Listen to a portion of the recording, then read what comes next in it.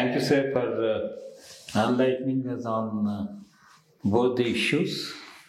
Now, when we come to the national thing, this February month is really good because yesterday, before the elections, there is a vote on account budget presented by Srimati Nirmala Sitharaman, and everyone has witnessed that budget, and it's a, as Modi was telling, it's a development mantra of the BJP that Sabka Saath, Sabka Vikas, and this year, so Vishwas, sorry, Vishwas.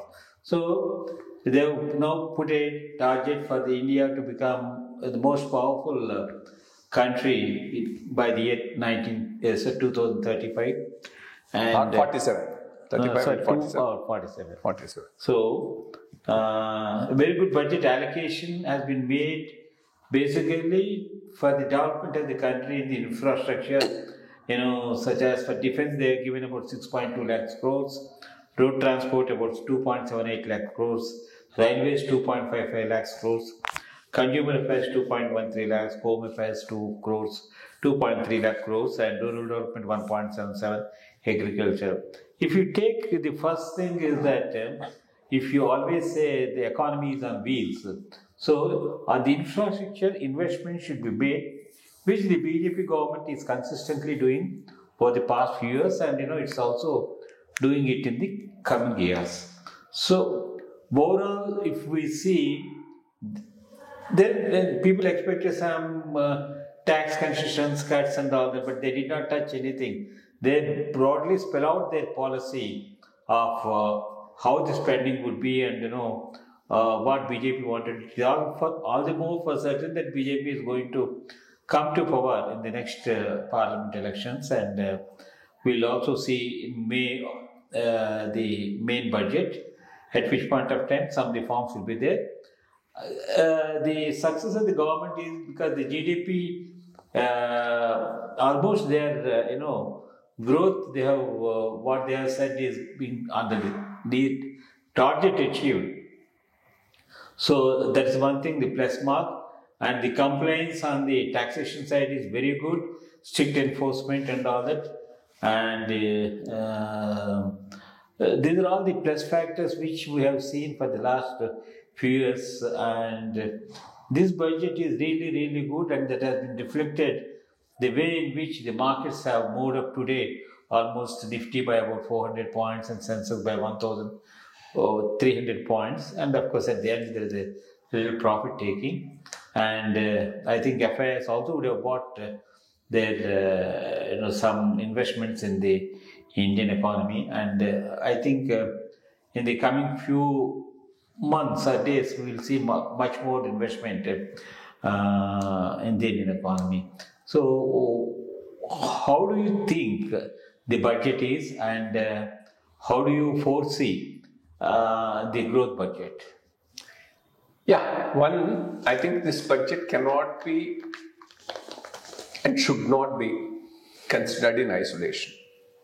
Any budget is a continuum of a growth strategy whoever is in power wants to give for the country.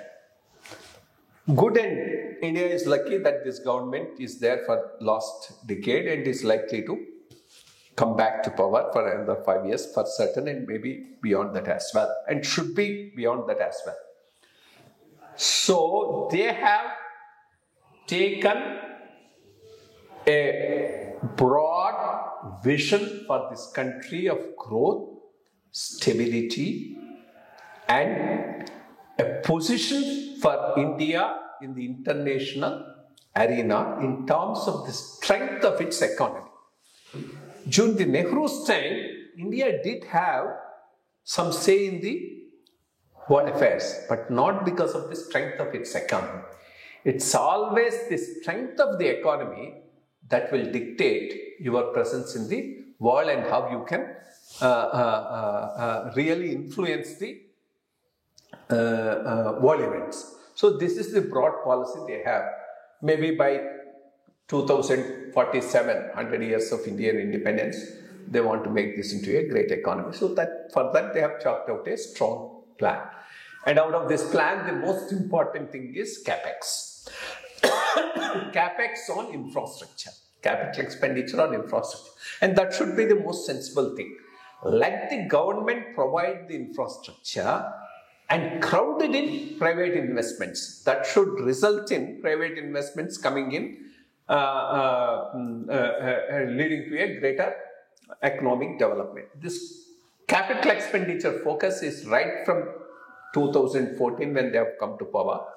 They have kept, unfortunately, in between we had the COVID, in which case they had to concentrate on welfare, but after that slowly they are tapering it off and then coming back to a economy based upon substantial capital expenditure, especially on the infrastructure side like roads, railways, ports, etc.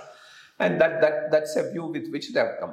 Second, the country's defense. Defense is something they are giving a very, very importance, and also through that kicking off the economy by making it Atmanirbhar and making it procurement of local material of quality. Again, no compromise on that. So these are some good things that they have done. But more importantly, there are also broader parameters. If you see, capital expenditure is going up from year after year. And you can see it everywhere. I mean, in terms of the roads, the railways, the ports, all this physical infrastructure, electricity, all these things is really taken care of. Two, the deficit financing, which can be inflationary. If you have too much of a deficit financing, it can lead to inflation.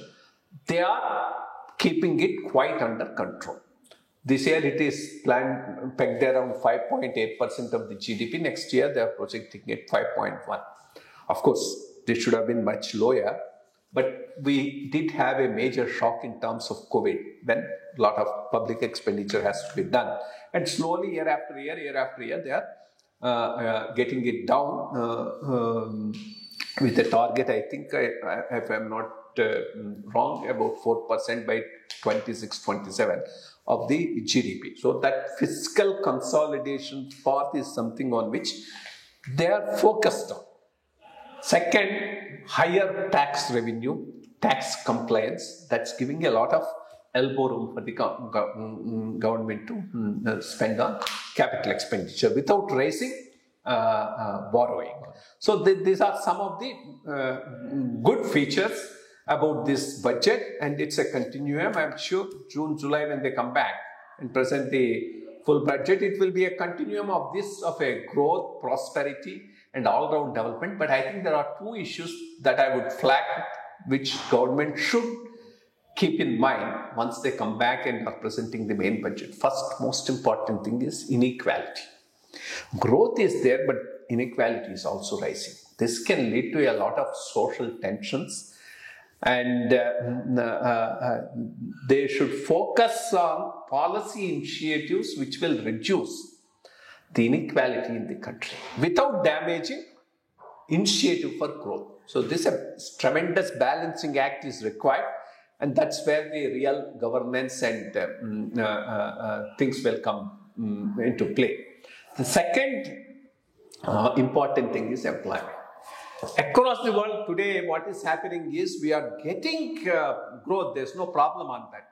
But growth is not leading to employment creation unless those are not an answer to a society which wants to really go forward. It should be income in terms of employment. If you are not able to create employment, that will also lead to a lot of social unrest. So these two are the major issues on which this government will have to focus once they come back to power. I think it's going to be a very big challenge for the government for the years to come because of the technological development and this one, the artificial intelligence and all that.